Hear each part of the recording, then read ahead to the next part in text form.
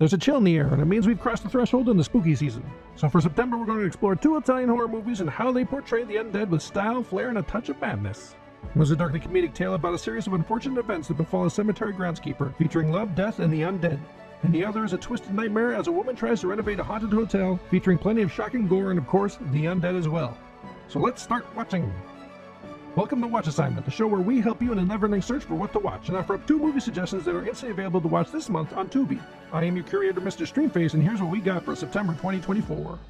If you're not familiar with Italian horror, it's known for its bold visuals, atmospheric settings, surreal storytelling, and a flair for the bizarre and the grotesque. It's a genre that's all about pushing boundaries and delivering unforgettable scares, and both of these picks really highlight the signature tropes of the genre, one being a somewhat satirical homage, and the other is a cult classic. Both feature the undead, but in different ways.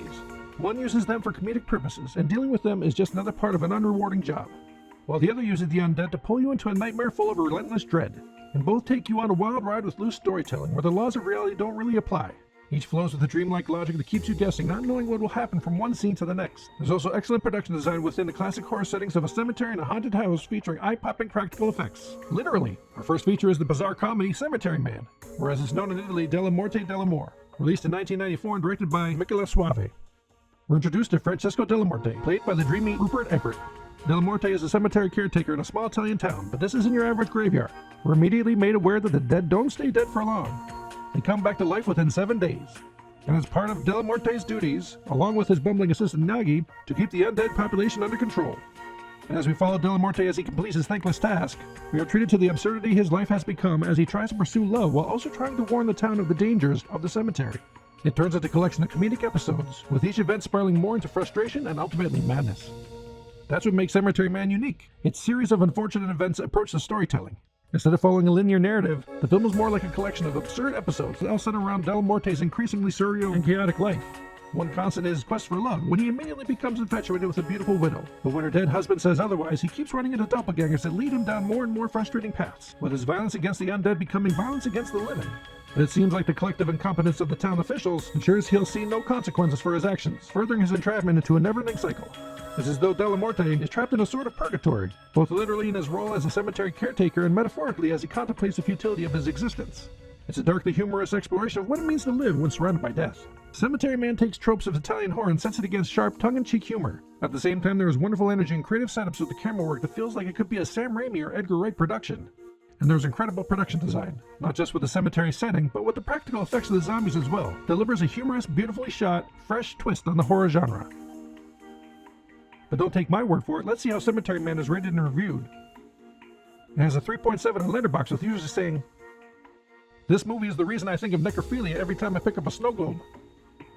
Imagine having sex in a cemetery on your husband's grave during a full moon, ignis fatuus, floating around and your undead husband arises and bites you. Romance." And he has it at a 7.1, with users saying, "A bizarre but incredibly rewarding film. Stylish gothic horror meets hilarious insanity." It's at 63% on Rotten Tomatoes, with Jeffrey M. Anderson saying, "The film leans into modern comedy, but it also passes through moments of genuine longing and even existential crisis." Now let's move on to our next pick, the dark and mesmerizing classic The Beyond, released in 1981 and directed by the iconic Lucio Fulci. Liza Merrill inherits a creepy, decaying hotel in Louisiana, and she sees potential in this fixer-upper. She begins to renovate with the hopes of reopening the hotel, but there's just one problem. Everyone who was involved in her project seems to end up dead. Suddenly a blind woman named Emily appears with her service dog Dickie, and she happens to be surprisingly well informed about the hotel's history. At the same time, Liza is seeing all manner of strange things, while the doctor, who has been receiving all these dead tradespeople at the hospital, thinks there has to be a rational explanation to it all. But the more they look into the history of the hotel, the more horrifying events seem to unfold to the point that it defies all rational thought. Lucio Fulci is the master behind the madness of this film, and he's known as the godfather of gore for good reason. He's a director who relishes in creating nightmarish and hallucinogenic visuals that can burrow deep into your psyche. With The Beyond, it's less about a coherent plotline and more about building an overwhelming sense of dread and suspense. Fulci has a knack for creating unforgettable set pieces, with gruesome practical effects that may seem dated but are still very effective. There's a raw, visceral, and often grotesquely exaggerated nature to these effects, which only adds to the surreal quality of the film. The gore isn't meant to be realistic, it's meant to disturb, to unsettle, and to immerse you in the film's twisted, otherworldly reality. Every bizarre, gory moment is a step further into the film's fever dream where logic is thrown out the window, and you're left to navigate a maze of surreal horrors. And you can easily see where Cemetery Man was inspired for some of its gory effects. Another highlight of the film is the excellent soundtrack by Fabio Frizzi. It absolutely rips, with the funky grooves and haunting piano melodies that amplify the unsettling visuals. The music plays over some of the film's most intense moments, pulling you into the dreamlike narrative and never letting go. It's a perfect match for this film's disjointed storytelling style, where nothing is as it seems, reality can shift at a moment's notice, and you'll never be able to guess what's about to happen next. But don't take my word for it, let's see how The Beyond is rated and reviewed. It has a 3.5 on Letterboxd, with users saying, hard to pick the best part of the movie between guy gets face eaten by tarantulas, seeing eye dog rips out blind woman's throat, or girl who looks like the Wendy from Wendy's getting her head fully exploded like a pumpkin. Gore masterclass here. This Fulci guy sure had a thing for eyeballs getting destroyed. An infernal film that never stays faithful to one framework, throwing you right into the deep end with brutal, filthy death sequences and wonderful practical effects. The narrative is fairly illogical, but honestly, that just contributed to the absurdity of watching reality collapse before the protagonist's eyes. IMDb has it at a 6.6, with users saying, to all the ghost hunters out there, I double dare you to stay at this hotel. Confusing, psychedelic, and gory. It's at 68% on Rotten Tomatoes, with Anton Patel saying, Fulci traps everyone in his illogic, uncanny canvas of errant ideas and associations. So you have your watch assignment for the month. The links for watching these films on Tubi are in the description below, so you have no excuse not to check them out. Unless you're watching this video at a later date, and then who knows if they're still available. After you've finished your assignment, if you've already seen these films, leave a comment below with your thoughts or ratings of the movies.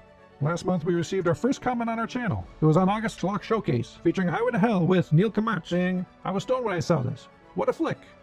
Well, that's great to hear. The Schlock Showcases are meant to be enjoyed as a good time. And I agree with Neil. Highway to Hell is indeed a wild ride. I especially appreciate the production design and sight gags that are on display. From the look and feel of the Last Chance gas station to the diner full of cops who just want to drop a coffee, the roads of hell being paved with good intentions. These highly visual jokes almost feel like they're influenced by early 90s Simpsons episodes. It may still be up on Tubi, so check it out if it sounds like something that you might be interested in.